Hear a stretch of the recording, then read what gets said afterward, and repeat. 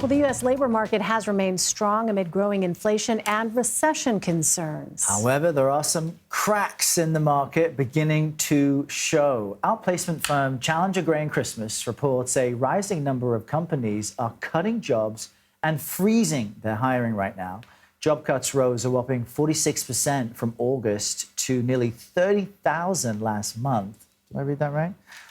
Companies also announced plans to hire slightly more than 380,000 workers. That's the lowest September total in more than a decade. Joining us now is CBS News MoneyWatch reporter Megan Cerullo. She's going to walk us through what we need to know if we get laid off. She wrote an article about what to do if we get laid off that published on CBSNews.com earlier today. Megan, welcome. I'm really glad that we're talking about this because, you know, I've spoken to folks who have been laid off, and it is such an overwhelming moment. It's really this crossroads, right? On so many levels, emotionally, mentally, even physically, right? The stress. So what are the very first steps that workers should take when they are notified that they're being laid off?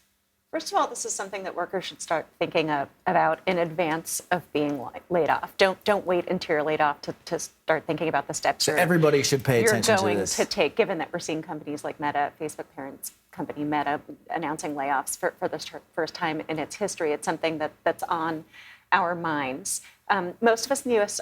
many employees are employed under at-will agreements that entitle either party, the employer or the employee, to terminate that agreement at any time for any reason, so long as it's not discriminatory.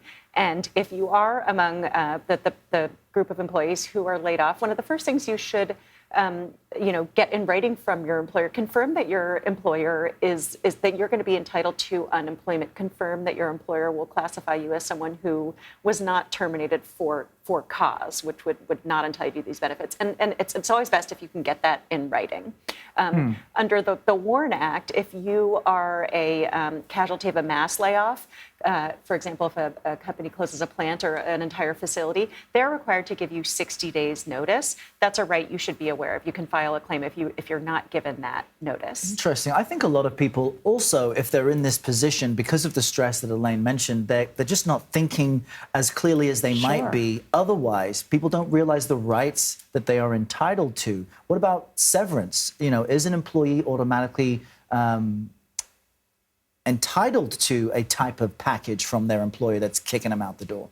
Unfortunately, there's a fairly flimsy safety net in the U.S. for workers who are laid off. So companies are not required by law to pay workers severance. However, many employers will voluntarily pay companies severance, offer them sort of a compensation and benefits package that extends beyond their employment. So it's something that workers should absolutely ask their employer about. And usually this kind of agreement, in exchange for compensation, the employer will ask the laid off employee to sign, to sign something that says they won't sue their employer or speak negatively about their employer. And if the former worker wants more money, they're entitled to walk away from that agreement. They don't have to sign anything. Interesting. Well, you know, another big concern, of course, is health insurance.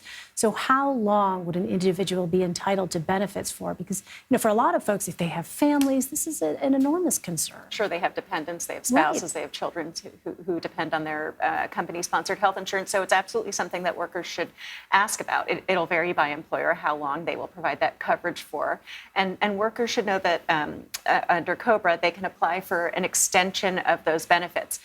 What they need to be prepared for, though, is they could be responsible for paying up to 100% of that premium. So they'll no longer have, plus a 2% administrative fee. So they'll no longer have their employer helping them out. So it could help extend the benefits and tide them over, but it's going to be more costly. Expensive, right? Something important to keep in mind. And for those who aren't on the verge in their own mind of losing their job, the best advice to prepare for something like this would be to act early, start thinking about it now, and remember always to keep your cool. Of course, in the heat of the moment, hurt feelings can get in the way of thinking clearly, but it's always best to end on a positive note. For example, you may be eligible for rehire by the same employer. If you had a good relationship, ask for a positive letter of recommendation and ask that question. Ask if you may someday be able to return to the company. So don't burn any bridges. Really good advice. Always good. Thank you, Megan. Really appreciate it. Thanks very much. Thanks for being here.